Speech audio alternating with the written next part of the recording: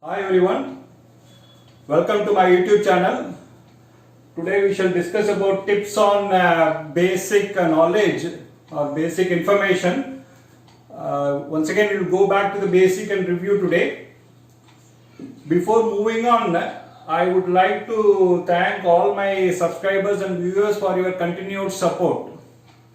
So please watch till the end, and as I always say, please update and upgrade yourself for your own benefits, and always keep a notebook, a half size notebook, and please make a note of the points every time you watch this video or any other video. Make a note of it so that it will be easy for you to review at all the times.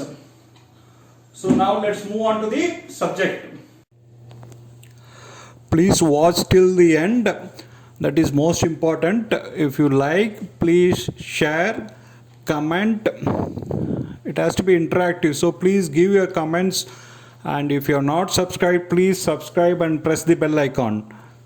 So it is most important, please subscribe. That will be a motivation for me to produce more videos. So the content of this today's topic, as I said, today we are discussing on tips on basic knowledge. So we are going back to the basics. So it is always important to review the basics now and then. So today's topic is basic knowledge. The content is the purpose. One is the purpose of this videos, and another is unit of measurements. So how do we measure the work done, like it is in cubic meter, or it is in running meters, or it is in square meters. So we should be very clear with the unit of measurements. Then unit of procurement of materials. So that is also important. Whenever we purchase materials or we give indent, we should know on what units those material has to be indented or to be procured. So that is unit of procurement of materials. Then different material quantity calculations. So those coefficients are given. And thumb rule estimation of steel. Curing period. What is the minimum curing period for different activities like concrete, plastering, brickwork, and removal of formwork? So this is a minimum period for which the formwork has to be retained for slabs, beams of different spans. So based upon the span, the time is prescribed. And measurement details, again this is for the beginners, where there is always some confusion takes place when they suddenly go to the field and start taking measurements. There is a confusion. The steel tape will have feet, inches, and centimeters, meters. So some illustration of the measurement details, and conversion factor, of course this is always there.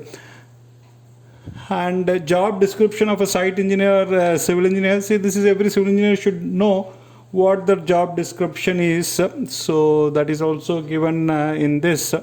So please watch till the end and you can go through all those details. So as I said, the purpose is just to improve the confidence of every civil engineer. So any civil engineer who goes through with these details, their confidence level has to improve. That is the main purpose, and to be more knowledgeable and stable and successful career to build. So this is learn today, lead tomorrow. So please go through this purpose. So this is the main purpose. The objectives has to be reached. So please watch till the end.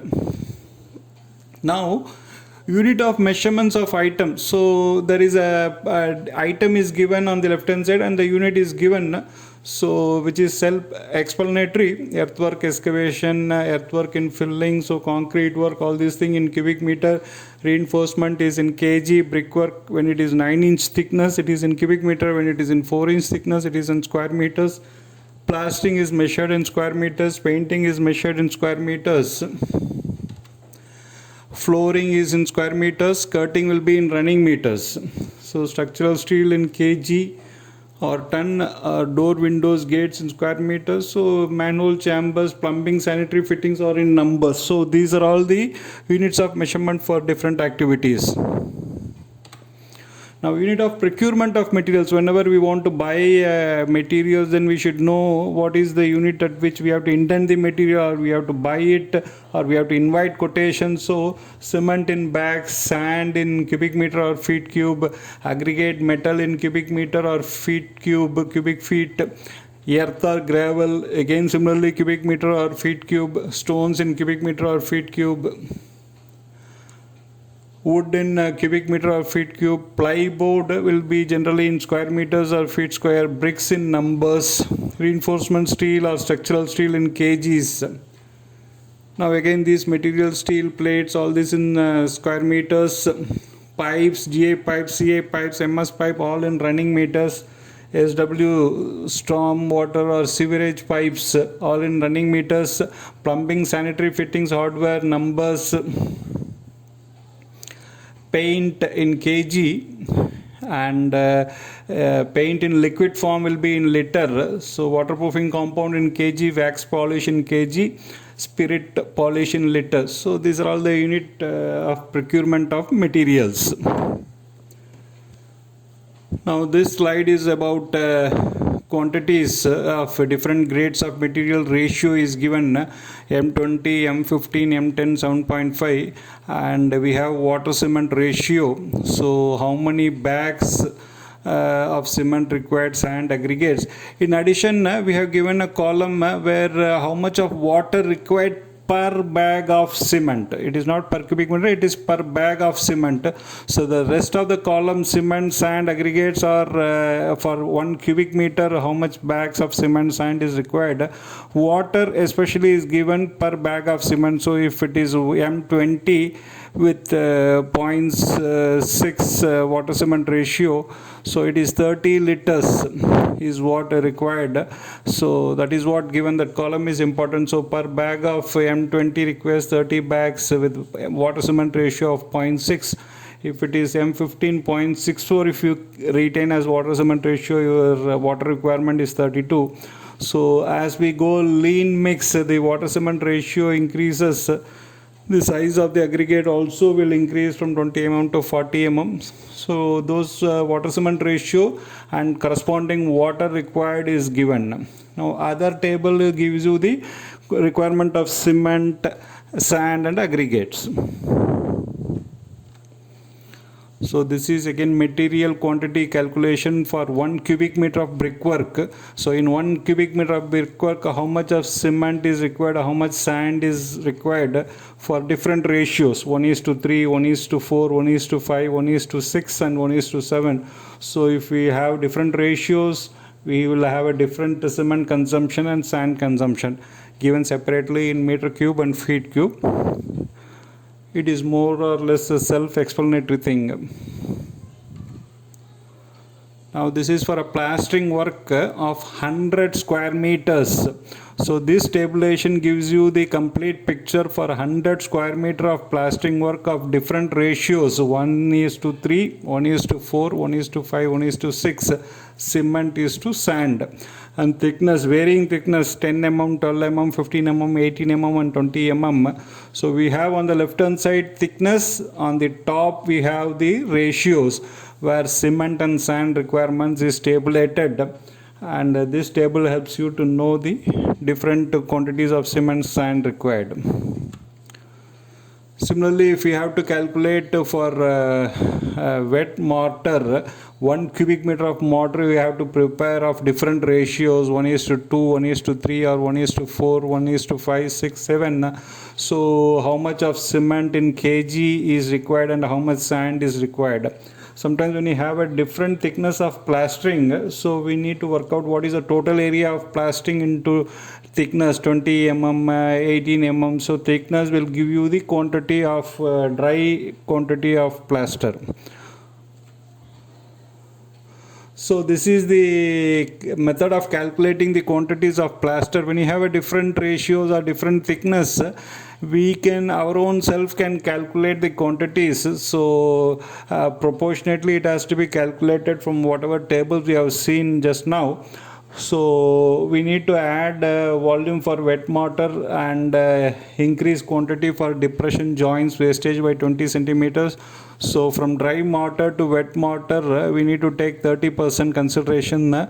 So this is how the method of calculating the plaster quantities. So you can derive from these notes also when it is beyond the preview of the table. So this is the estimation of steel for various percentage. When it is expressed in percentage, how much kg of steel required per cubic meter of concrete. So if it is expressed in 1% of cross-sectional area of concrete, then it becomes 78 kg per meter cube. So similarly 1.52% means it is 158 kg.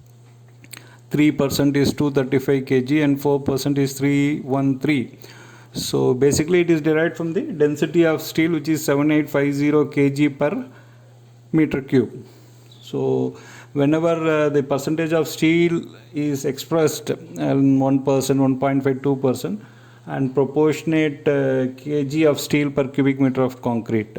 And this is thumb rule estimation for steel. It's a thumb rule rough estimation.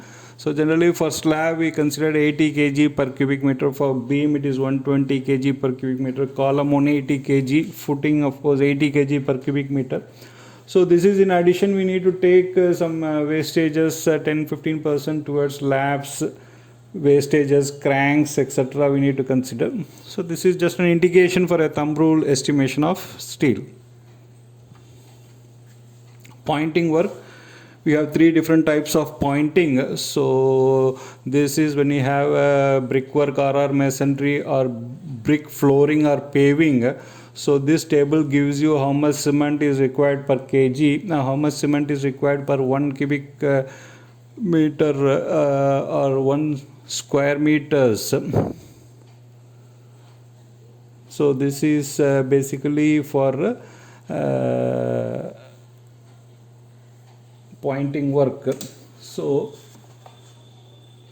this is basically for 100 square meters of surface area. So how much cement and sand, fine sand required for 100 square meters of surface area. So we have brick wall or masonry and brick flooring, or we call brick paving. So we have cement required for 100 square meters, 155 kg, 306 kg, 102 for different works. And this is primarily for flush or ruled pointing. So the table is clear. It gives you all important figures.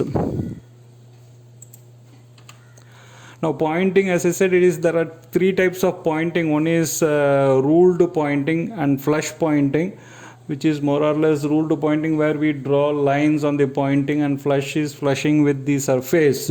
Raised pointing, when it is projected from the surface, it is a raised pointing. So generally from the table given, so the figures or the coefficient has to be taken 50% more. So 1.5 times more has to be considered in the case of raised pointing. So we move on to the curing period. So for concrete work it is 14 days, and for brick masonry it is 10 days, and plastering work it is 7 days. So this is with a practical consideration. Ideally even 21 days, 28 days concrete is good, but this table gives you the minimum time for concrete, brick and plastering is given. More curing is always better.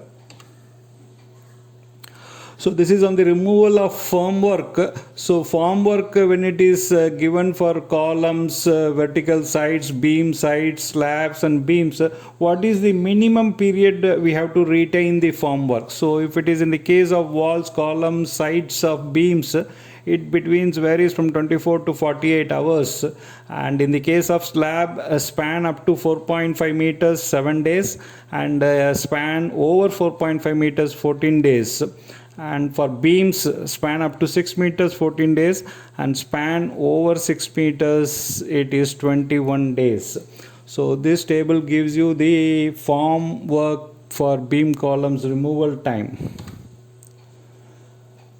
This is important illustration of measurements. Whenever the beginners, when they handle tape, so they always get some confusion, because tape will have feet, inches, centimeters, meters in one. Now this is a steel tape where you can see on the top it is given in inches. So what we see is 35, 37, 38, 39, 40. It's all in inches. So 3 in red is given feet, so 3 feet there. So bottom is in centimeters. So 90 centimeters, 100 centimeters. So 1 meter, 1.05, 1 meter and 5 centimeters. So this is generally a confusion whether to read as, somebody will read it as 1.50 and 1.05. So this is 1 meter 5 centimeter, which is 1.05. So please see it carefully. So this is 1.05 meters. So this figure gives you 1.05.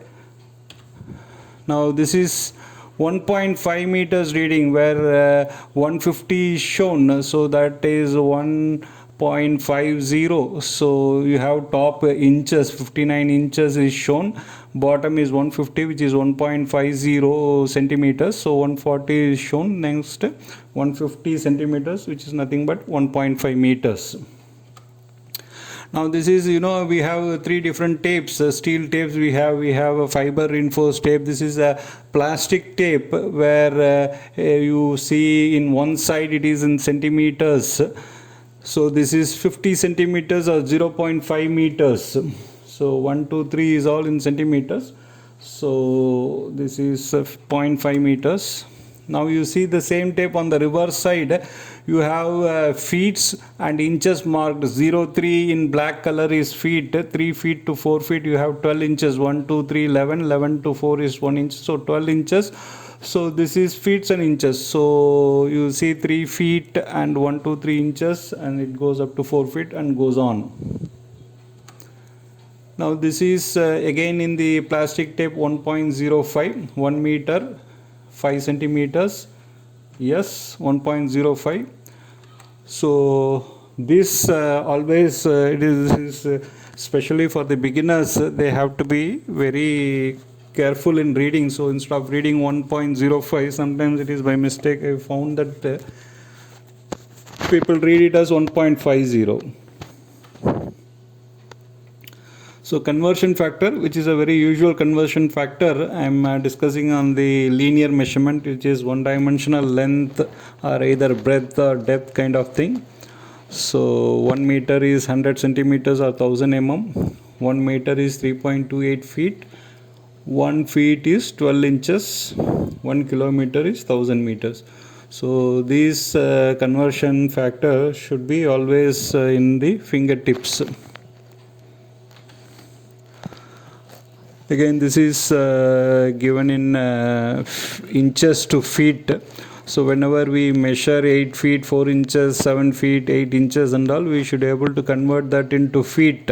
Like inches has to be converted. 7 feet, 6 inches is 7.5 feet. So then only you can estimate calculate the quantities. So this is 1 inches is 0.083 feet. 1 by 12, 2 by 12, 3 by 12, 4 by 12, 5 by 12. Then 12 by 12 is 1 feet. So this is how this table is created. So this also has to be, should be always available as a ready reckoner.